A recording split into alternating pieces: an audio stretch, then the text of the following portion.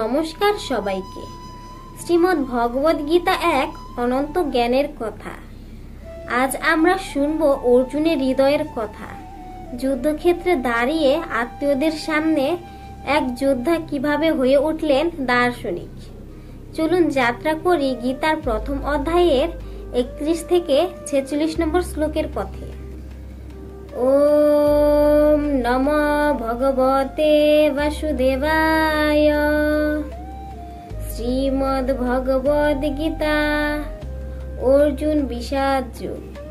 Notch শ্রেয় অনুপশ্যামি হদ্বা সজন মা হবে নকাংসে বিজয়ম কৃষ্ণ চ রাজ্যম সুখানি চ। হে কৃষ্ণ, যুদ্ধে আত্মীয় স্বজনদের নিধন করার মাধ্যমে কিভাবে মঙ্গল হতে পারে আমি তা দেখতে পারছি না। আমি কোনো যুদ্ধ জয়, রাজ্য এবং সুখভোগ কামনা করি না। কিম্ন রাজেন গোবিন্দ কিম ভৈগের জীবিতেন বা येषामर्थे कांक्षितं न राज्यं भोगः सुखानि च। त इवे अवस्थिता युद्धे प्रणमस्थितियुक्तधनानि च आचार्याः पितरः पुत्रास्तथैव च पितामहः मातुलः श्वशुरः पुत्रः शालः समबन्धिनस्तथा एतन्न हुस्तुमिच्छामि घृतपि मधुसूदन अपि त्रैलोक्य राजस्य हुतः किन्नु मोहि कीर्ति निहत्त धार्ता राष्ट्रानः का प्रीति सज्जनार्दन। হে গোবিন্দ, যাদের জন্য রাজ্য ও সুখভোগের কামনা, তারা সকলেই যখন দেখছি এই রণক্ষেত্রে আজ উপস্থিত, তখন আমাদের রাজ্যে কি প্রয়োজন, সুখভোগ বা জীবন ধারণেরই কি প্রয়োজন।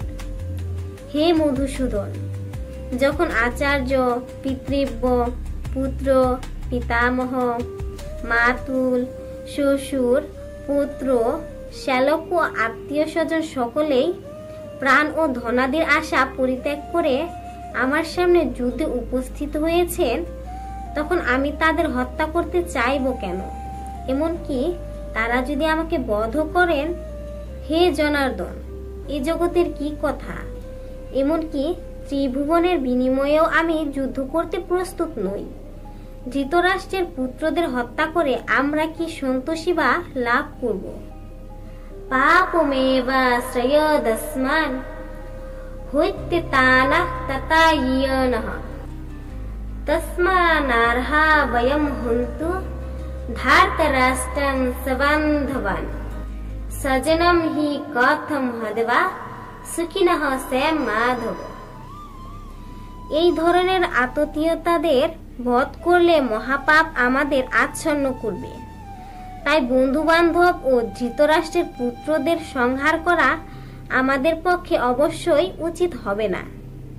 হে মাধব, আত্মীয় স্বজনদের হত্যা করে আমাদের কি কোনো লাভ হবে? আর তার ফলে আমরা কেমন করেই বা সুখী হব?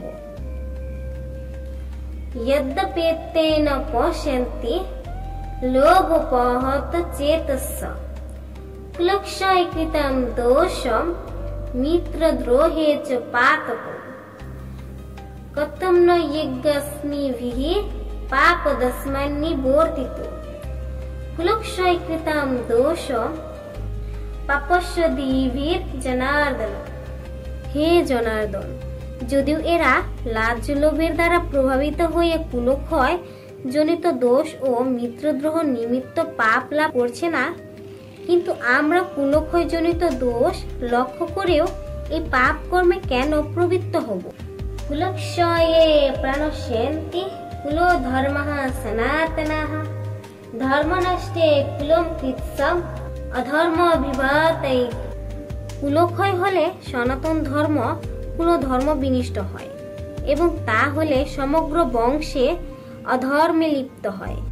অধর্মাভিবাদ কৃষ্ণ প্রাদুষ্যন্তি কুলস্ত্রিয়ঃ স্ত্রীষু দিষ্টাসু বর্ষণেয় জায়তে বর্ণ সংস্কারঃ।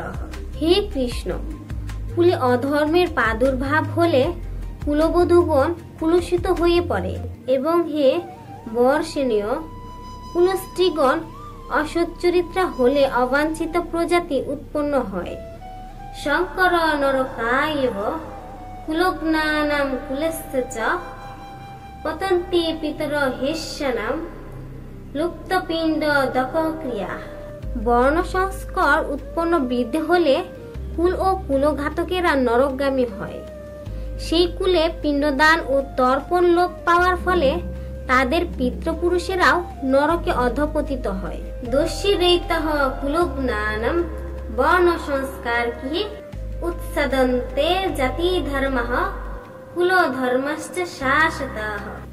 যারা কুকর্মের মাধ্যমে বংশের ঐতিহ্য নষ্ট করে এবং তার ফলে অবাঞ্ছিত সন্তানাদি সৃষ্টি করে, তাদের সেই দোষের ফলে সর্বপ্রকার জাতি ধর্ম এবং কুলধর্ম বিনাশ প্রাপ্ত হয়।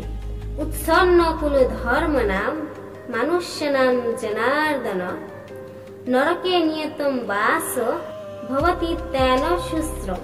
হে জনার্দন, আমি পরম্পরাক্রমে শুনেছি যে যাদের কুলধর্ম বিনষ্ট হয়েছে তাদের নিয়ত নরকে বাস করতে হয়। অহবত মহৎ পাপম কূর্তম ব্যবসিতা বয়ম यदि রাজ্য সুখলোভেন হুন্তুম সজন মুদ্দিতা। হায়, কি আশ্চর্যের বিষয় যে আমরা রাজ্য সুখের লোভে স্বজনদের হত্যা করার উদ্যত হয়ে মহাপাপ কর্মের সংকল্পবদ্ধ হয়েছি। যদি মাম অপ্রতিকারম অশাস্ত্রম শাস্ত্রপানয়ঃ ধার্তরাষ্ট্র রণে হনুস্য স্তন্বেক্ষেত্রম ভবে।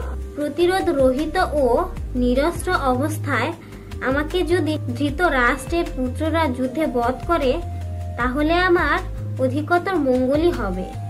সঞ্জয় উবাচ এব মুক্ত অর্জুনঃ সাংখ্যে রণ পন্থ উপাবিশত বিসৃজ্য শশরম চাপম সূক্ষ্ম বিঘ্ন মানসঃ। সঞ্জয় বললেন, রণক্ষেত্রে এই কথা বলে অর্জুন তার ধনুর্বাণ ত্যাগ করে শোকে ভরাক্রান্ত চিত্তে রথপরি উপবেশন করলেন। ওম তৎসিদি শ্রীমদ্ ভগবদ গীতা সুপনিষৎসু ব্রহ্মবিদ্যায়াম যোগশাস্ত্রে শ্রীকৃষ্ণ অর্জুন সংবাদে অর্জুন বিষাদ যোগ নাম প্রথমঃ অধ্যায়ঃ।